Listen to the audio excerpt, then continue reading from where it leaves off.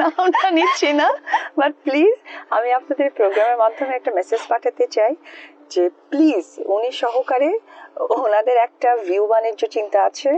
So ওই জায়গা থেকে লক্ষ্যে যখন যেতে পারে না তখন মানে ভুল ভাল বলতে থাকে, আবল তাবল। এবং 8 সালটা যদি স্পেসিফিক উনি কোথাও বলে থাকে তাহলে আমাদের বিয়ে ব্যাপারটাও তার জানা ছিল, যেটা উনি অস্বীকার করে গেছেন অন স্ক্রিনে।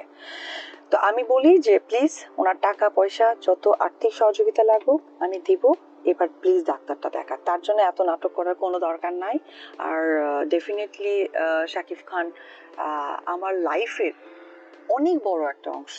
পরিবার, সন্তানের বাবা, ফিল্ম ক্যারিয়ার, সিনেমার সংখ্যা, আমার গার্জিয়ান, সব কিছু। হ্যাঁ, তাকে এবার একটু শান্তি মতো কাজ করতে দিক সিনেমা ইন্ডাস্ট্রিতে।